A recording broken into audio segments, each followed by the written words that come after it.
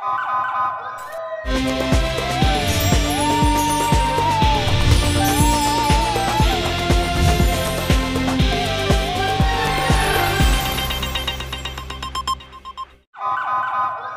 पहले नजर डालते हैं अब तक की बुलेटिन की। और मुजफ्फरगढ़ से आपको बताते चले जिमनी इलेक्शन PP 272 273 में वोटिंग का अमल वक्त पर शुरू हो चुका है। DPO मुजफ्फरगढ़ तारिक विलायत की जानिब से सिक्योरिटी ड्यूटी चेकिंग जारी है। तमाम पोलिंग स्टेशन पर सिक्योरिटी ड्यूटी मुकम्मल मौजूद। इलेक्शन कमीशन के ज़ाब्ता इखलाक की मुकम्मल पासदारी करवाई जा रही है। दोनों हलकों में हालात पुरअमन हैं और वोटिंग का अमल बिला तात्तुल जारी रहेगा।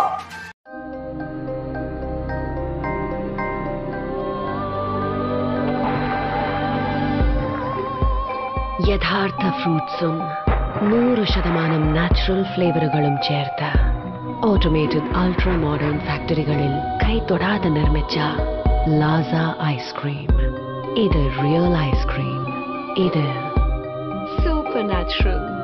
Laza Ice Creams since 1970.